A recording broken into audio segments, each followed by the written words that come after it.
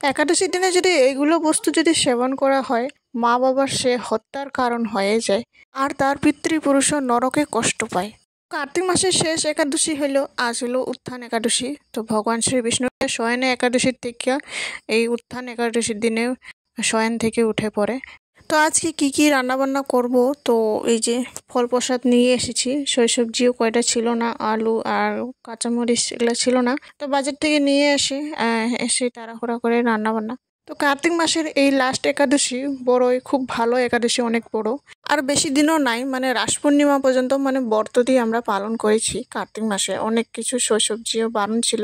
ব্রত মানে 5 তারিখে পরে রাস পূর্ণিমার দিনে মানে ব্রতটি পালন করা হবে, তখনই সমাপ্ত করা হবে। এখন বর্তমান আমরা সাদা তেল অনেক কিছু খাওয়া বারণ, এটাই চলে আসি। এই উত্থান একাদশীটি অনেকই বড় একাদশী, মানে ফল প্রসাদ খায়া মানে থাকতে হয়। সবাই তো আরো ফল প্রসাদ খাইয়া থাকতে পারে না। সারা বেলা যদি না খাইয়াও থাকলে দুপুরবেলা একটু হলেও কিছু একটা বানায়া তো খেতে হবে, অল্প হলেও। এখানে কেটে নিয়েছি ছোট ছোট করে বাঁধাকপি, একটু ভাপা দিয়ে জল দিয়ে ফেলে দিলাম। তো একজনের খাওয়া সাবু ছিল একটুখানি, সাবু ভিজিয়ে রেখে দিয়েছি, সাবু সুন্দর ফুলে উঠে গেছে। এদিকে আমি আলু ছোট ছোট করে কেটে রেডি করে নিলাম।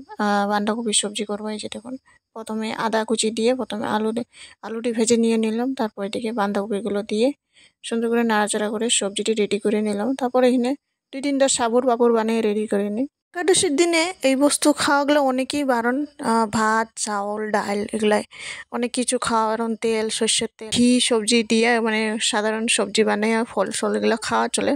একাদশীর দিনে যদি অন্য ভাত ডাল সবজি এগুলো যদি খাওয়া হয়, তাহলে আর 3 গুণা পাপ লাগে, আর যে না করবে মাতা পিতার মৃত্যুর হত্যার পাপ লাগে। যত পারলেও ফল খায়া কিছু একটা বানাইয়া সবজি খায়া হলেও তাও একদিনটা হলেও তেমন করে ভগবানের নাম চিন্তা করে চলে যাওয়া লাগে আজকের দিনটা।